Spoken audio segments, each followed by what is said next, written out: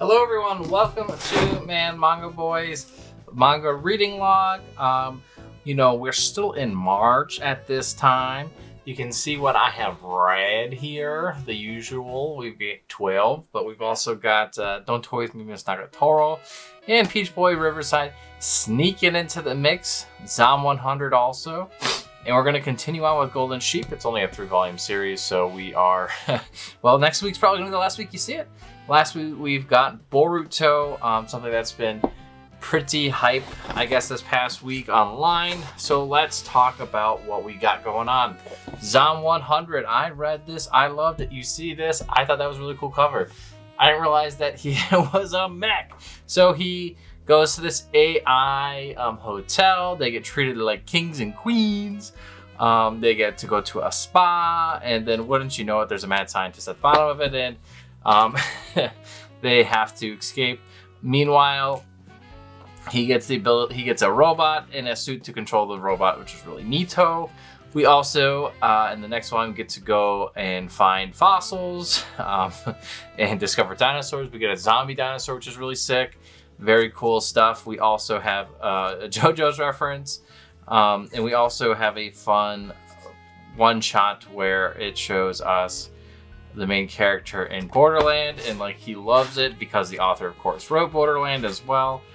You can see here it's called Akira in Borderland, Akira being the main character, and ta-da, he's in Borderland. So it's just a very quick, easy one-shot. I thought it was a lot of fun. Let's see, maybe I can find this JoJo reference right here. He even has the same pose from JoJo, part 3. He goes, "Wild chop, this is amazing. I feel like a stand user from JoJo's Bizarre Adventure." And I'm like, yeah, boy, that's a JoJo's reference. So that was neat. I really enjoy Zom 100. I feel like people were looking for something edgy and serious, and when it was kind of jokey, people were disappointed and just dropped it, but I think it's still a lot of fun. Definitely a series worth picking up. I think a lot of people just dropped it because it wasn't what they were wanting at that time. But I think they should probably try to look into it again. We've got Boruto Volume 16. I can't believe there's already 16 volumes of Boruto. We have Code on the back here. Code's working with Ida. She's that girl with the neat outfit with the planets on it. You can see her right here with her cool skirt. And Damon. These are our 3 main antagonists at this time. They're kind of trying to resurrect the Otsuki through either Boruto or Kawaki. That being said, we have Kawaki trying to take them out on his own. Like the standard Sasuke edgelord that he is. Kawaki's kind of an interesting character. You'd think he would be the Sasuke of the crew, but really Boruto seems to act more like the Sasuke for the most part. You can see Kawaki is given a headband by Boruto, which is really nice. And Boruto's like, "Man, no worries, I got old man Sasuke." And so, he says it exactly like that with the accent and everything. We find out what Code's power is. He makes these claw marks, and he's able to teleport to those claw marks very similarly to the 4th Hokage being able to use his shurikens and teleport to his shurikens, which is really cool. So I like that little reference, throwback to it. We also see that Kawaki can use Kagebushi no Jutsu, and then we also see that Boruto and Kawaki can hide their chakra even from people who are in the central unit of Konoha, which either means Konoha's central unit sucks, and the Yamanaka clan really needs to step it up, or it shows you that Boruto and Kawaki have some serious skills by having karma. Also, these guys don't really, call themselves ninja. They say it's actually pretty fun to be fighting against a ninja. Boruto uses a Rasengan, which is always a good time. We also see Thunderbolt. I like his Thunderbolt technique. He just throws a literal Thunderbolt like he's goddamn Zeus or something. The next volume, I think, is going to really pick it up. Naruto and Sasuke seem to be on the move to go rescue Boruto again because Boruto was on the move to rescue Kawaki. And he's like, "Listen, he literally can erase his chakra. Let me go to him or else I won't be able to find him." And Naruto is like, "Well, I don't know. Let's go see what Shikamaru has to say." And Boruto's like, "You fucking idiot. I'm going to lose him. If I can't track him, then no one can. So I'll see you later." And so Boruto takes off. And then Naruto goes to hang out with Shikamaru. And Shikamaru's like, "Okay, so how are we going to find him?" And Naruto's like, "Let's go find Boruto." And Naruto's like, "I can't sense Boruto." And I'm like, fucking idiot, Naruto. This is why we need the fox. I thought that was pretty funny. Naruto's still a goddamn moron. Don't Toy With Me, Miss Nagatoro, 7 and 8. These are pretty fun. Continues off of where we left off with the artist competition at the cultural festival. We get a lot of just, I don't really know, typical Nagatoro stuff. But we also get to see kind of the president and how she's going to be mixed in to the series now. You can see that she is just like your typical gag character. Whenever she pops up, I think she's really funny.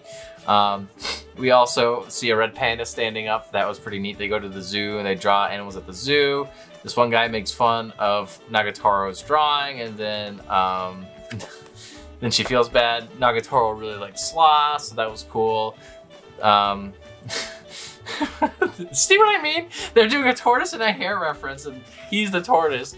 And they're like, but who's the hare? Because the senpai's like, you'd be all cats, really. And then she shows up in a bunny outfit at gym class. Like, what the fuck? And then she has to kind of carry him back to the starting line because he has a twisted ankle. He can't run anymore. So that was interesting. We also meet Nagatoro's family, which I thought was cool. That's her big sister. Big sister literally seems like a clone of Nagatoro. So it's fun to watch Nagatoro get Nagatoro'd by her sister, who's also, you know, Nagatoro. And we find out Nagatoro's first name, of course. And we also see the main character kind of spying on her. So we do already know her name at that point, Hayachi. And he's spying on her because she left her phone in the art class and he's going to go drop it off. And she says she just wants to be with somebody who's fun to be around and is interesting. So obviously he's thinking that she's maybe talking about him, but he's not sure. So that was cool. Pandora Hearts, I really don't want to say too much about this week. Obviously, I read 4 this time instead of 2, you know, because these are omnis. And then I'm going to read 2 next week, and then I'll be done. So they pretty much retconned the entire series, which with these 2 volumes, which is really interesting. I think that that's why this series got so popular. We find out who the headhunter is and isn't, kind of. Yes, it's Humpty Dumpty. Who is the core of Humpty Dumpty? Well, they kind of showed to you. We get some pretty major deaths, and it's not the one that I just flashed. That was kind of a while ago. But we also have a few reveals as to who has which chain. We also see some major roles being filled by characters I would not have guessed. Oz is not who we think he is. Jack is not who we think he is. Glenn is not who we think he is. Alice is not who we think she is.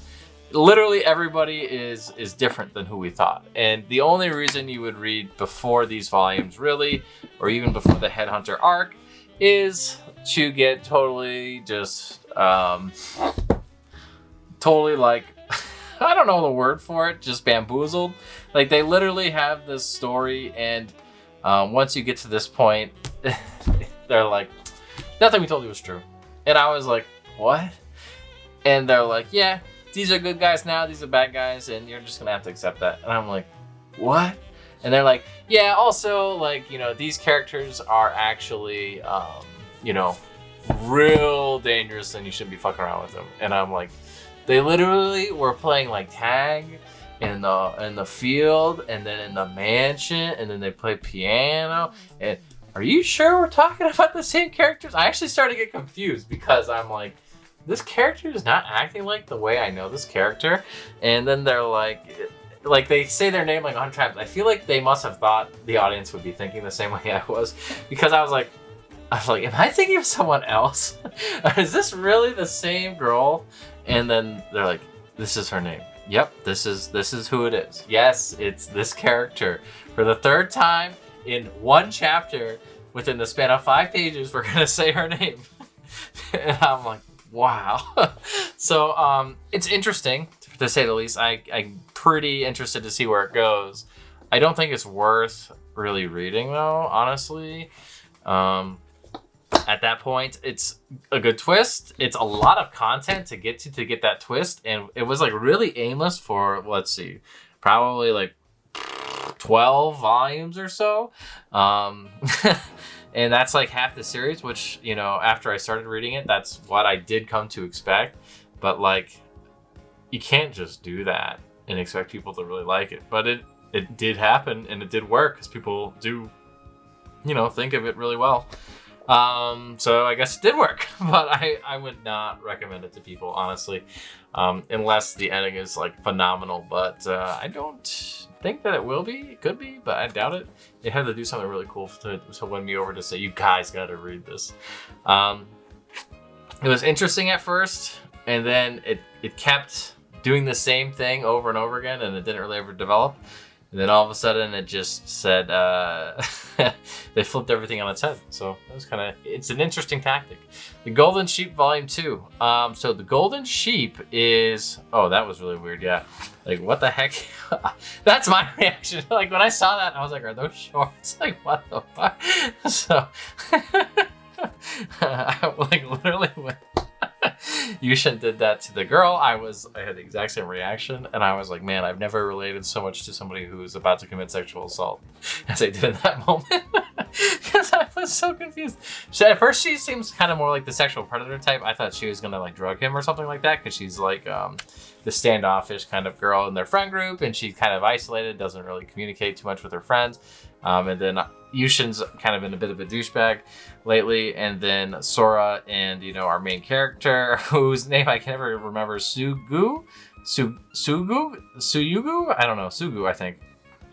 I thought that she was going to, you know, I don't really know what I was gonna say anymore. But yeah, we pretty much follow these two. They are doing the main thing that we would expect them to do.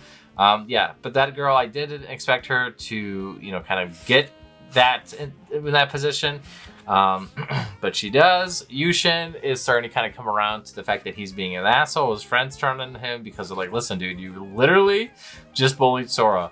Without Sora, you have no character. We're gonna have to leave the friend group, okay? You're gonna have to leave the friend group. And he's like, what? Why would I have to leave your friend group? And then he's like, you literally only bully Sora, and now there's no Sora to watch us laugh and play with for you to bully, and so now you serve no purpose here. And then they're like, goodbye, Sora.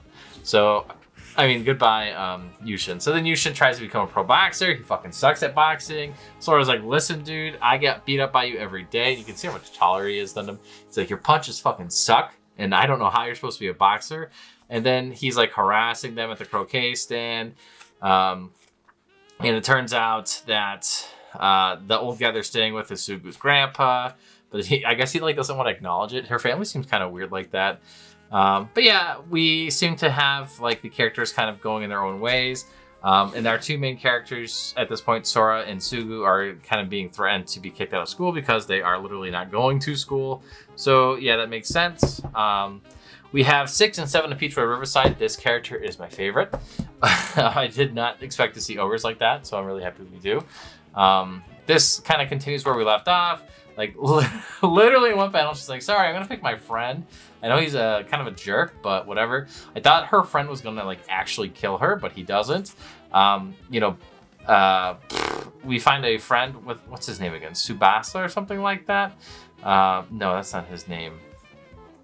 Oh, and there's no character thing at the beginning. That's so annoying. I hate when they do that. Anyways, Hawthorne, that's his name. Hawthorne is like, oh, you're such a fun guy, man. And then he literally gets struck by lightning. And I'm like, what? And his name was Balthus. And he was so cool. And like, he's literally like, in every frame with Hawthorne coming up as just a smoldering cinder. The shape of his body. And I was like, man, they did you dirty Balthus. We get some really cool fights with ogres and Sally's crew, which I really enjoyed. We see a little bit more of the main ogre queen or ogre god kind of traveling around. We get to find out that this dude, Sumeragi, is really not up to anything good. So that was, you know, no surprise. When he comes back, that was really cool. But the main thing that I really want to talk to you guys about, of course, is not actually this volume, but actually this volume, okay? We've got the introduction of the best character in the whole manga right now, okay? And he's actually pretty strong. Sally like just totally trivializes him and sends him off like fucking Team Rocket, and takes his teammate. You know, Mikoto is like losing his mind and is like always trying to kill ogres, which is very fun, I guess. But yeah, so this is the little teammate that they kind of adopt to their side.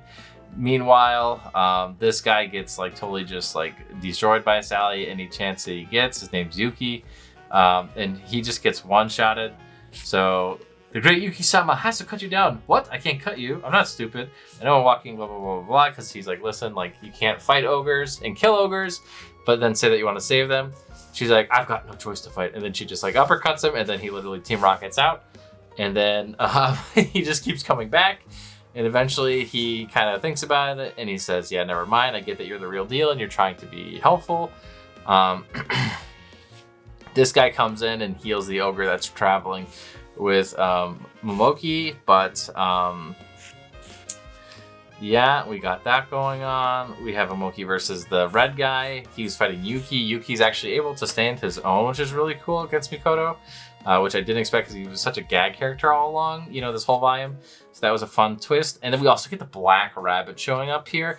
And I was like, damn, if I didn't have enough rabbits this week between Pandora Hearts and this, it's like, whoo. But Frau versus this black rabbit, who they are calling the Overlord. I'm pretty hyped for this battle. I guess Frau got her power by devouring him. I don't understand how that works, but very excited to read this. I do think Peach Boy Riverside is really good. I don't really know why people don't talk about it more often. Maybe I just talk about it a lot because I'm still catching up to it. But yeah, I really like it. All of these series this week, I really liked. Pandora Hearts was probably the least one that I liked. Or Miss Nagatoro, but that being said, they were both pretty darn good. Like I said, Pandora Hearts has really started to pique my interest more now that they did that kind of 180. And Nagatoro is always just good classic fun. I would say these guys are probably both B rank, honestly, and the rest were like higher B or A or S. So really loving where this reading log this week has taken me. How about you guys? Please let me know down below if you guys are reading anything good. I'd love to hear it. Hope you guys enjoy the rest of your week, and we'll see you later. Bye-bye.